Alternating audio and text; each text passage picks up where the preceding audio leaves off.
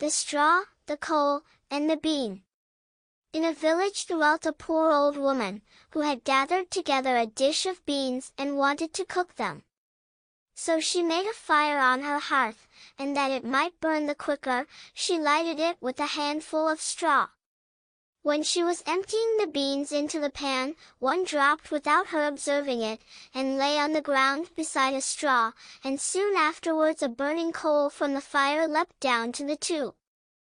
Then the straw began and said, "Dear friends, from whence do you come here?"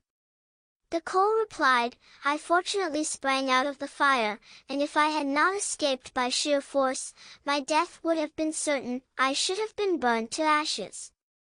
The bean said, "I too have escaped with a whole skin, but if the old woman had got me into the pan, I should have been made into broth without any mercy, like my comrades." "And would a better fate have fallen to my lot?" said the straw. "The old woman has destroyed all my brethren in fire and smoke, she seized 60 of them at once, and took their lives. I luckily slipped through her fingers. But what are we to do now?" said the coal. "I think," answered the bean, "that as we have so fortunately escaped death, we should keep together like good companions, and lest a new mischance should overtake us here, we should go away together, and repair to a foreign country." The proposition pleased the two others, and they set out on their way together. Soon, however, they came to a little brook, and as there was no bridge or footplank, they did not know how they were to get over it. The straw hit on a good idea, and said, "I will lay myself straight across, and then you can walk over on me as on a bridge." The straw therefore stretched itself from one bank to the other, and the coal, who was of an impetuous disposition, tripped quite boldly on to the newly built bridge.